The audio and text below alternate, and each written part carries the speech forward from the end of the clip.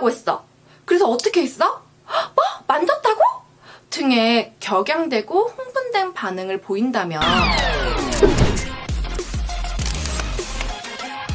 안녕하세요. 아동심리치료사 및 임상심리사 지혜입니다.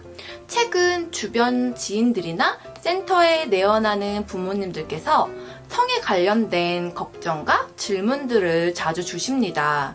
그래서 이전 시간에는 아이의 자유행위에 대한 코칭을 해드린 적도 있는데요. 이번 시간에는 혼자서 하는 자유행위가 아닌 또래 간의 성적 놀이에 대한 올바른 인식과 대처법에 대해 코칭해 드리겠습니다. 코칭해 드리기 앞서 제가 성적 놀이에 대한 자료를 찾아보니 아직까지 우리나라는 아동에 대한 성교육이나 성적 놀이에 대한 자료가 많이 없어 안타까웠습니다. 이제부터 코칭해 드릴 내용은 구성애 선생님의 강의 그리고 책들을 제가 찾아보고 핵심 포인트만 쉽게 제가 풀어서 설명해 드리려고 합니다. 조금 더 심도 깊은 내용을 원하시면 구성애 선생님의 영상을 시청해 보시길 바라겠습니다. 유아들에게는 놀이가 생활의 전부라고 해도 지나친 말이 아닌데요. 그중 아이들이 특히 좋아하는 것은 바로 병원놀이입니다. 병원은 가정생활과는 다르고 특별한 곳이라는 인식을 하고 있고 대부분의 아이들은 병원을 다 한 번쯤은 경험을 했기 때문에 병원놀이는 좋아하는 놀이로 꼽습니다. 또한 병원놀이는 자신과 다른 사람의 신체에 대한 호기심을 만족시킬 수 있고 주사에 대한 두려움을 밖으로 표현해 봄으로써 불안감을 덜어낼 수 있는 점에서도 정말 좋은 놀이라고 할 수 있습니다. 하지만 병원 놀이를 하면서 주사를 놓는다고 팬트를 내리는 경우가 있는데요. 엉덩이에만 놓고 끝나는 것이 아니라 성기를 만지며 논다거나 눕혀놓고 성기를 들여다보는 행동을 한다면 부모가 자연스럽게 관심을 다른 곳으로 이끌어야 합니다. 이때 부모가 너무 호들갑을 떨거나 야단칠 필요는 없습니다. 부모가 개입해서 우리 인형에게도 주사를 한번 놓아볼까? 강아지도 진찰해줄까? 라고 하면서 자연스럽게 다른 놀이로 이끄시면 됩니다. 프로이드의 발달 단계를 살펴보면 만 4세부터 6세까지는 특정 신체 부위에 성적인 관심을 갖게 되는 남근기로 불립니다. 이때는 자신이나 다른 아이의 특정 부위를 보거나 만져보려는 행동이 자연스럽게 나타날 수 있습니다.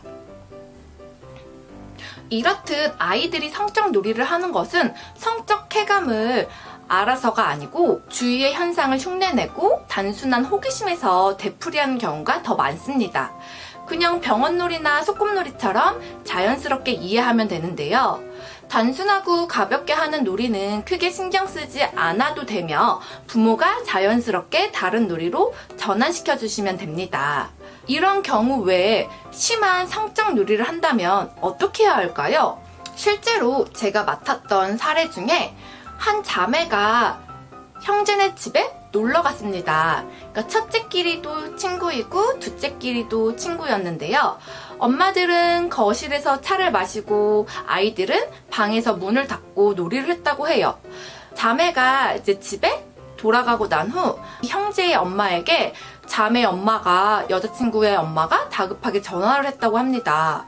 전화를 해서는 아이들이 방에서 서로 돌아가면서 성기를 만졌다고 어떻게 해야 하냐고 울고불며 하면서 연락이 왔다고 합니다. 그래서 이 형제, 이 남자친구의 어머님이 어떻게 해야 될지 모르겠고 너무 당황스럽고 이 상황을 어떻게 대처해야 될지 모르겠다고 저에게 연락을 주신 사례가 있었는데요. 여기서 가장 중요한 것은 부모의 반응입니다. 물론 많이 놀라고 그 여자친구 어머님이 많이 당황하셨겠지만 크게 호들갑을 떠는 모습을 보이시면 안 됩니다.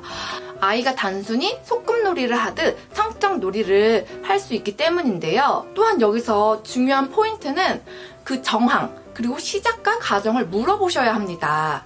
이때 아이들에게 물어볼 때 부모의 억양과 표정이 매우 중요한데요. 누가 하자고 했어? 그래서 어떻게 했어? 뭐? 만졌다고? 등에 격양되고 흥분된 반응을 보인다면 아이들은 내가 굉장히 큰 잘못을 했나 보다 이건 나쁜 건가 봐. 이거 어떡하지? 라고 생각하게 되고 솔직하게 이야기하지 않을 것입니다. 어른들의 대응에 따라 그냥 자연스러운 놀이로 넘어갈 수 있었던 것이 저희는 고착이라는 표현을 쓰는데요. 계속 점을 찍는다라는 뜻입니다. 계속 고착되어 강화가 될 수 있습니다. 자연스러움이 인위적으로 가는 것입니다. 더 안 만지려 하고 더 신경 쓰고 참고 이렇게 되면 더 강화가 되고 이런 행동들이 비밀로 그리고 거짓말로 숨어서 하게 됩니다.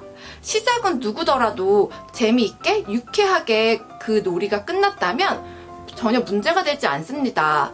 또한 그 여자친구들에게도 그 남자친구가 싫었어? 좋았어? 라고 물어봤을 때 좋아? 라고 하면 그 여자친구들도 상처를 받지 않았습니다. 그건 한두 번 해보는 단순한 놀이였던 것이지 큰 문제가 될 게 없습니다. 어른들이 예민하게 생각하는 성폭행이 아닌 놀이의 측면이 큽니다. 이럴 때는 그 아이들을 불러놓고 아이들에게 재미있어서 했어? 어떻게 하게 된 거야? 아, 그랬구나. 재미있어서 한 번씩 만져봤구나? 아, 그래. 이제는 한번 해봤으니까 우리 하지 말자. 다음번에는 우리 더 재밌는 놀이를 하자. 재밌는 놀이 뭐 해볼까? 뭐가 있을까? 딱 이 정도로 하시는 게 가장 좋습니다. 또 만약에 친구가 그거 또 하자고 하면 어떻게 할까? 너는 뭐라고 말할 거야? 너는 뭐라고 할래? 라고 물어보면서 그중 분명 한 명은 다른 거 하자 라고 말하는 친구가 있을 거예요. 그때 그래 그게 좋겠다 라고 해주시면서 너희들이 이제 이 놀이를 안 하고 다른 놀이를 할 거라고 믿어 라고 이야기하시면서 앞으로의 일을 예방하고 대안책을 마련해 주시는 겁니다. 부모가 이렇게 했음에도 불구하고 자꾸 친구들에게 성적 놀이를 리드하게 하거나 지속적으로 이런 성적 놀이를 하는 아이 같은 경우에는 개인의 특별한 어려움이 있는 경우이니 센터에 내원하셔서 심리검사를 받아보시기를 권유해드립니다. 이번 시간에는 성적 놀이를 하면서 서로 재미있고 유쾌하게 마무리가 된 경우인데요. 이와 다르게 혹시라도 한 친구가 너무 무서웠거나 유쾌하지 않았거나 아니면 강제적으로 일방적으로 한 친구가 다른 친구에게 해를 입힌 경우라면 그거는 조금 상황이 다릅니다. 그러한 경우에 대해서는 다음 시간에 제가 코칭해 드리도록 하겠습니다. 대한민국에서 육아하시는 모든 부모님들께서 행복해지시는 그날까지 육아 코칭 GSM은 응원하겠습니다. 저의 영상이 도움이 되셨다면 좋아요, 구독 부탁드립니다. 감사합니다. 또 만나요.